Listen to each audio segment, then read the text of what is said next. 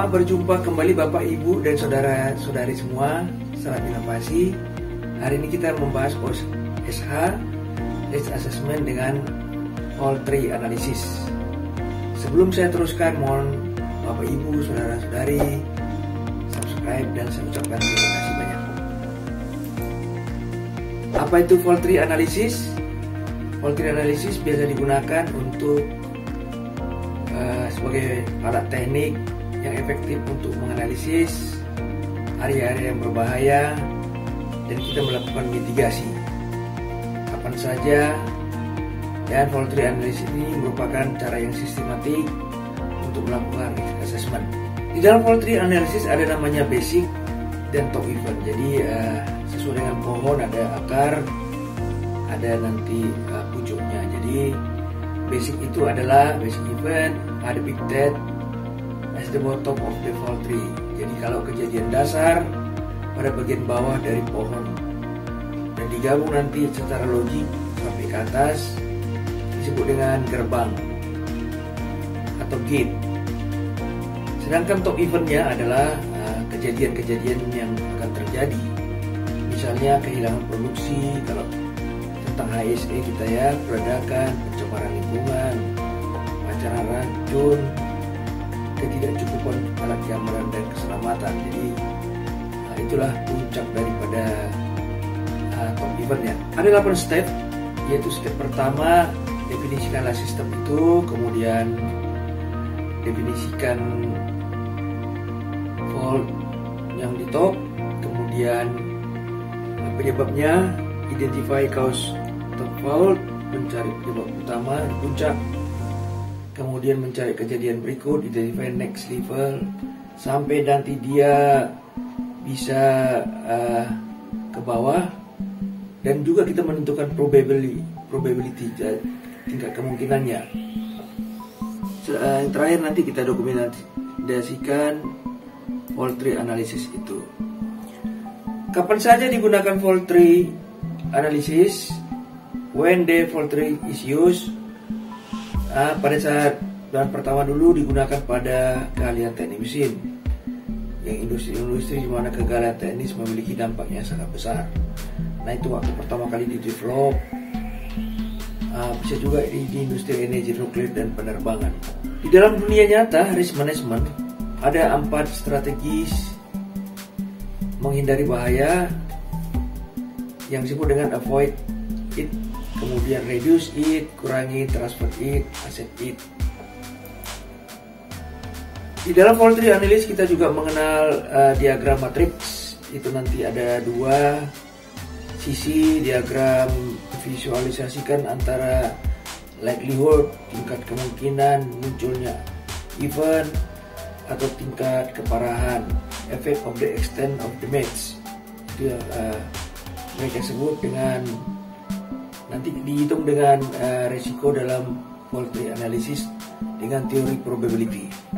Jadi matriks cara pertama pakai angka-angka 5, 4, 3, 2, 1 itu likelihoodnya, 5 mungkin, 4 kurang mungkin, 3 sedang, 2 1 tidak mungkin. Kemudian konsekuensinya juga nanti begitu, 1, 2, 3, 4, 5 keparahannya, 1 tidak parah, 5 parah sekali. Kemudian ada juga risk matrix yang menggunakan kualitatif saja, yang kedua ini.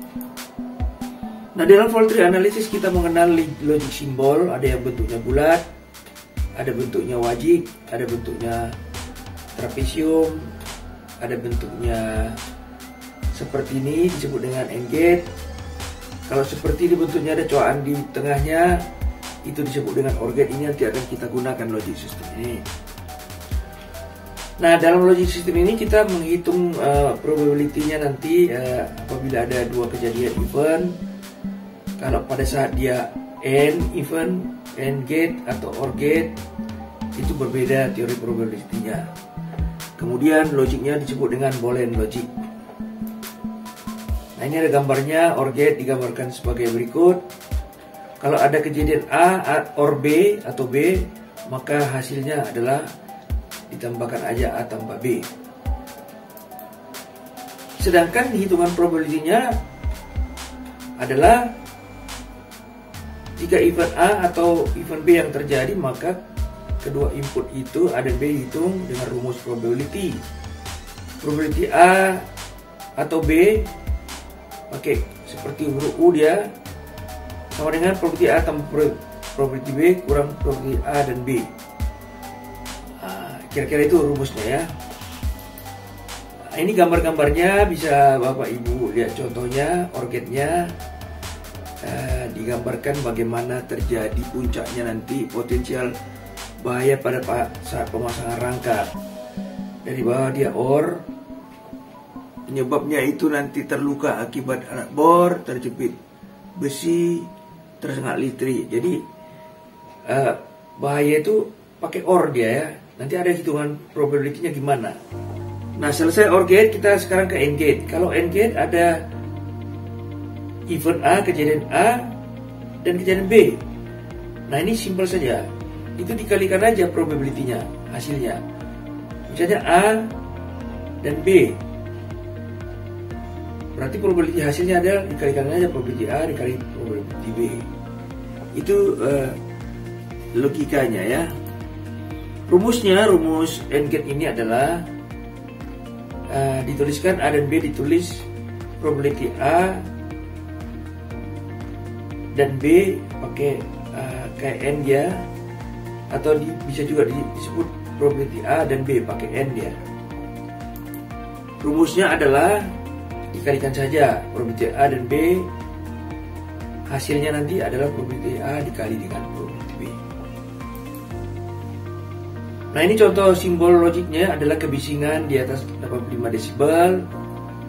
Kebisingan yang terjadi itu disebabkan oleh yang satu adalah mesin mengeluarkan kebisingan di atas 85 desibel. Yang kedua, AND gate-nya adalah kondisi dinding, ya, ruangan kurang efektif. Jadi berbarengan dia ya. Nah, kebisingan yang terjadi itu adalah perkalian dari probability mesin yang mengeluarkan bising tadi dan probability dengan ruangan yang kurang efektif. Nah, dikalikan saja. Nah, ini gambar logiknya. Ini gabungan antara OR dan AND gate ya. Pos A B itu masih pakai OR. Logiknya adalah A tambah B. C OR D, logiknya adalah C tambah D. Sedangkan di ujungnya nanti yang ketiga adalah produknya AND gate adalah A tambah B dikalikan C tambah D kurung. Rumus probability sebenarnya dari OR gate atau AND gate menurut teori statistik Boolean. Ini nomor satu adalah apabila ada dua event probability A dan B, maka probability A tambah probability kurang probability AB. Kalau tiga probability A atau B atau C, maka probability A, probability B tambah probability C kurang probability AB kurang probability AC kurang probability BC kurang probability ABC. Jadi itu kalau tiga event kalau OR gate ya. Sedangkan kalau AND gate dikalikan aja probability A dan B, maka hasilnya probability A dikali dengan probability. Kalau tiga probability A dan probability B dan probability C, maka dikalikan aja probability A dikali dengan probability B dikali dengan probability C. Nah, ini ada contoh gabungan yang saya kasih tanda-tanda kuning ini. Yang pertama dia masih OR gate 3 itu ya. Baru yang ujungnya nanti AND gate. Saya misalkan hasilnya itu nanti yang tanda merah itu ya. Nah, inilah hasilnya yang saya tuliskan lebih spesifik lagi. Diagram logika dari Boolean itu.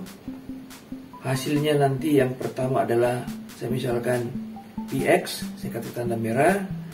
Yang kedua tadi itu saya misalkan PI, yang ketiga saya misalkan PZ, maka probability AND gate yang di ujung terakhir adalah probability X dikali dengan probability Y dikali dengan probability Z. Ini ada contoh kasus. Jadi ada contoh kasus, ada tabrakan injunction ya di persimpangan kendaraan. Ada kendaraan yang udah nunggu di situ, tapi ada kendaraan yang sedang jalan, disebut dengan sidecar ya, di sebelah. Di situ ada gambar, nanti dilihat kemungkinan berkendara terlalu kencang, probability-nya 0,1, kemungkinan pengendara sakit, driver ill 0,01, kemungkinan pandangan terhalang vision obscure P 0,01. Itu dari sisi pengendara yang sidecar tadi ya. Dari segi kendaraannya adalah kemungkinan jalan sangat licin, road to slippery, probability-nya 0,01, kemungkinan rem rusak, brake failure, kemungkinannya P 0,001, kemungkinan ban udah buruk, tire worn out, probability-nya 0,1. Sedangkan kendaraan yang nunggu di persimpangan itu ada probability-nya juga, kemungkinan dia nunggu di situ tuh 0,01. Disuruh hitung probability di puncaknya nanti atau eventnya, berapa probability terjadi crash antara dua kendaraan ini, kendaraan yang sedang jalan atau kendaraan yang lagi nunggu di junction itu. Nah, ini ada gambarnya, boleh Bapak Ibu lihat sendiri diagramnya yang kasih tanda biru ini. Ada angka-angka di bawahnya. Hasil akhirnya nanti probability crash itu adalah 0,002. Dimulai dari angka-angka yang diberikan di bawah. Kemudian ada OR gate dulu, dihitung pakai OR gate tadi kan, dengan rumus probability tadi, baru ke atas lagi OR lagi satu lagi, baru yang sini udah nunggu. Jadi probability nunggu kendaraan yang ini tadi ditambah dengan probability yang lagi jalan ini, jadi engage dia ya bersatu. Itu hasilnya adalah 0,02. Itu ada keterangan kalau hasilnya 0,01 maka itu dianggap 1/1000 itu okasional, jadi agak lumayan sering ya.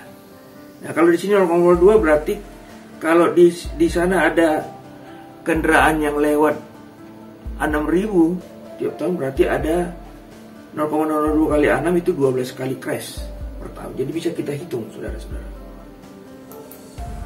Nah, nanti kita lihat coba risk matrix itu, kalau risk matrix yang pakai warna-warna ini di sekitar mana itu nanti ya. Kedua matrix itu kita lihat, maka kesimpulan perhitungan crash probability 0,02 atau 2/1000. Jika ada 6.000 kendaraan lewat di jalan itu setahun, maka ada 12 kejadian. Jadi dari probability dikali dengan 6.000 tadi. Dari perhitungan ini kita bisa periksa risk matrix 0,02 itu sekitar itu sering, okasional. Maka menurut matriks yang berwarna tadi itu kita kasih sekitar angka 3. Maka kita lihat severity-nya lagi, kemungkinan korbannya fatal, maka disebut major, kita kasih angka konsekuensinya 4. Maka risikonya di situ adalah likelihood dikali consequences, 3 kali 4 sama 12. Angka 12 itu pada matriks termasuk risiko medium. Summary, demikianlah fault tree analisis ini saya jelaskan, saya sampaikan untuk menghitung probability di bottom. Kemudian dapat kita probability di puncak crash tadi ya. Harap selalu diperhatikan logika OR gate atau AND gate agar tidak salah menghitungnya ya. Probability-nya ke atas sampai ke top event. Selanjutnya risk adalah perkalian probability dikalikan dengan consequence. Demikianlah fault tree analisis ini secara singkat saya sampaikan. Saya lampirkan juga di sini materinya supaya bisa dibaca oleh Bapak Ibu, saudara-saudara sekalian. Atas perhatian Bapak Ibu sekalian, saudara-saudari, saya ucapkan terima kasih.